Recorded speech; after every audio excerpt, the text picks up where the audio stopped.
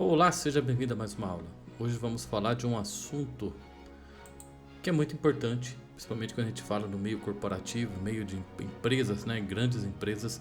Esse assunto é um assunto fundamental, né? Hoje eu vou mudar um pouco, né? Estamos falando de objetivo de arquitetura, depois nós estamos falando de padrões.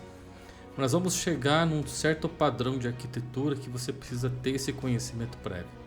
Tá? E esse conhecimento aqui é importante para você entender quando a gente estiver falando aí em arquitetura de serviços, né? O SOA, você vai entender exatamente do que nós estamos falando, tá?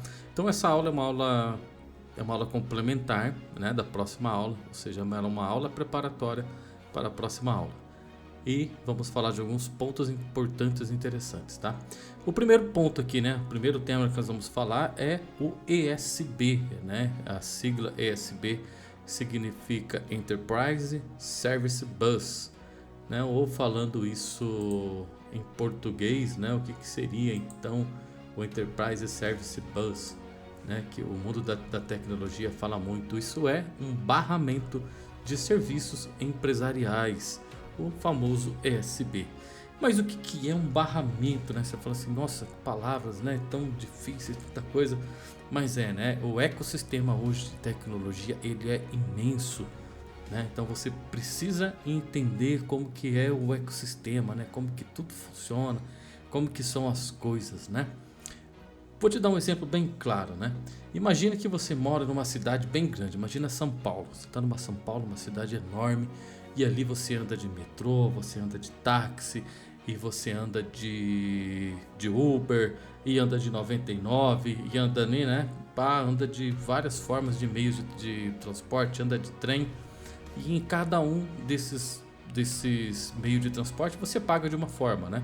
No Uber você paga ali com cartão de crédito, no metrô você paga ali com ticket, né? E vai, cada forma ali você paga de um jeito.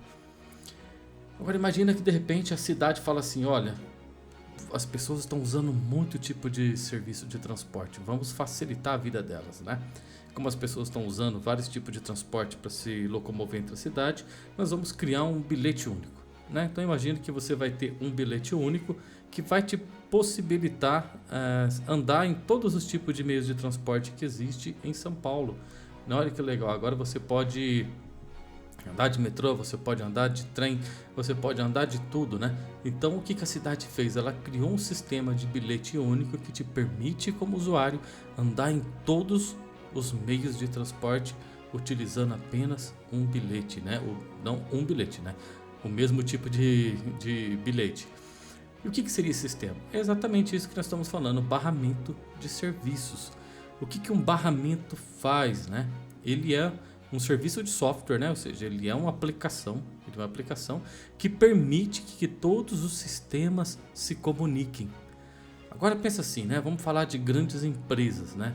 Então você tem lá uma empresa enorme, né? Então ela tem, na parte de estoque dela, ela tem um sistema lá da Alemanha que faz toda a gestão de estoque dela, né? Porque ela tem um tipo de produto que tem que ser tratado e só esse software da Alemanha que consegue fazer. Então ela tem um SAP, né? Então ela tem o SAP e o SAP controla toda a parte de estoque dela. Aí essa empresa também tem comércio exterior, né? Então se ela tem comércio exterior, ela faz desembaraço de carga, precisa de despachante e tantas outras coisas. Aí o que essa empresa tem? Ela tem um outro software de uma empresa brasileira e esse software aí controla só a parte de comércio exterior. Ok? Vamos lá, raciocinando comigo. E aí essa empresa também tem um outro RP. RP significa Enterprise Resource Plan. RP são sistemas de gestão empresarial, tá? Que cuida de toda a parte financeira, parte de estoque, parte de contabilidade, parte de cadastro de pessoas. Isso é o RP, né? Então ele cuida da parte administrativa da empresa. E ela tem o RP de uma outra empresa. Só que assim, essa empresa é grande, né? Então ela precisa trafegar informações, né?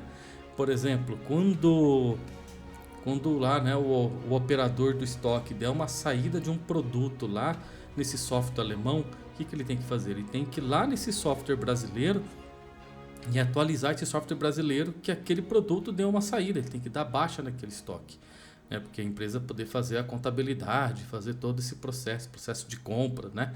Então como que ele vai fazer isso? Então tem esse barramento, esse serviço faz isso, né?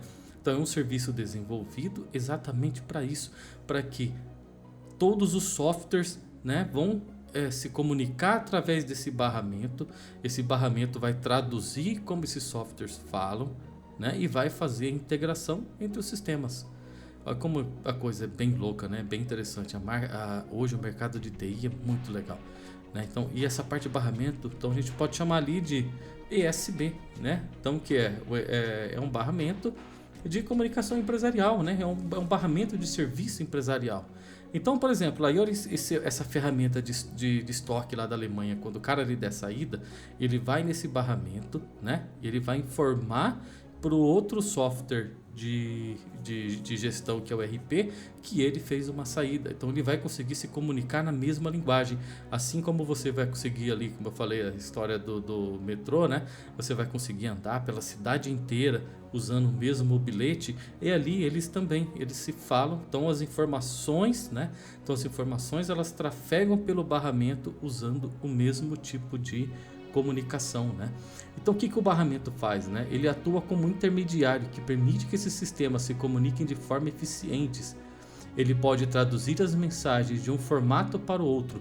Olha que legal, né? Então o que seria? Por exemplo, né? Esse software alemão, ele exporta tudo em arquivo texto, né?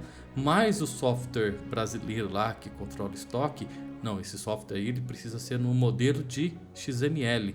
Então o que o barramento faz? Ele vai pegar esse texto, ele vai traduzir esse texto, vai transformar em XML e vai permitir a comunicação ali com o outro ERP, né? Então assim, é fundamental, tá? Hoje grandes empresas precisam de barramento de comunicação. Hoje as grandes empresas têm o USB porque elas precisam desse tipo de plataforma para poder se comunicar com os outros sistemas, né? Para fazer que todos os sistemas que são feitos de linguagens diferentes, são feitos de formas diferentes, por empresas diferentes, ela permite que esses sistemas falem um com o outro, né? Então, assim, toda grande empresa que trabalha com várias aplicações tem esse tipo de serviço, tá? Então, um dia aí, quando você for dev, estiver trabalhando numa empresa e você ouvir falar, vamos ter um barramento de serviço, né? Um barramento USB, você já sabe o que é exatamente isso, né? Um barramento de comunicação. O que mais que a gente pode falar, né? O USB, ele ajuda a garantir que todas as partes da empresa possam trabalhar juntas de forma harmoniosa, assim como o sistema de bilhetes únicos ajuda as pessoas a se deslocarem facilmente pela cidade. Agora, quais são as características, né, do USB, né? Quais são as características principais dele? Primeira característica é mediação. Então, o USB ele pode transformar e rotear mensagens entre diferentes serviços, garantindo que os formatos de dados e os protocolos de comunicação, sejam compatíveis, né? Então ele faz essa mediação entre todos os sistemas. Então ele garante que todos consigam falar, todos consigam se entender, né? Então ele vai transformar o alemão em inglês, o inglês em alemão ali, um exemplo, tá? Ele vai transformar de XML para HTTP para texto, e aí vai, né? Vários formatos, né? Segunda característica, orquestração, né? Pode coordenar a execução de várias operações de serviços para completar processos de negócios complexos, né? Então ali ele também tem essa função que nem eu falei ali, poxa, o cara deu saída no estoque, então ele consegue orquestrar tudo isso, né? Opa, tive uma saída no estoque aqui, então vou pegar essa saída, vou transformar nisso e vou mandar para o outro. Então o barramento de serviço, ele faz isso, ele orquestra toda essa parte, tudo que é muito complexo, imagina, né? Se fossem pessoas fazendo, as pessoas que fossem se comunicar, as pessoas que tivessem que ali digitar tudo, né, que acontece. Então a gente com certeza teria falhas, com certeza teríamos problemas, com certeza teríamos erros, né? O barramento ele veio aí para ajudar a resolver essas coisas. Uma outra característica é conectividade, né? Então o que ele pode também fazer, né? Então ele fornece conectores e adaptadores para integrar uma variedade de sistemas, incluindo aplicações legadas como sistemas RPs, bancos de dados e serviços web. Então, dentro desse barramento você tem os seus conectores, então você permite que outras aplicações se conectem nele e trafeguem as informações. Segurança.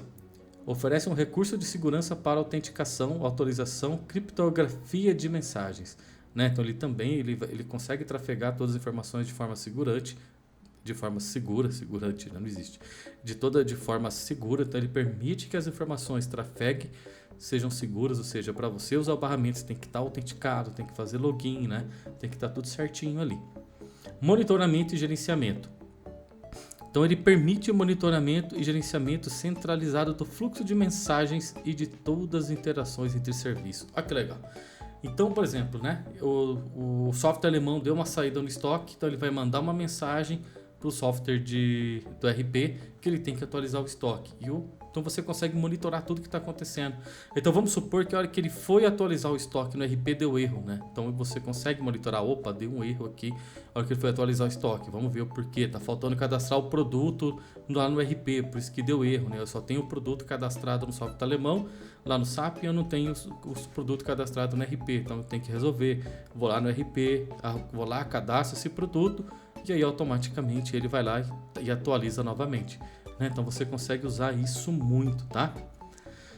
Um exemplo prático de uso de um OSB pode ser encontrado em empresa que possui diferentes sistemas para gerenciar estoque, pedidos e faturamento. O OSB pode ser utilizado para integrar esses sistemas, permitindo que as informações de estoque sejam atualizadas automaticamente quando um pedido é feito e as faturas sejam geradas com base nos detalhes do pedido.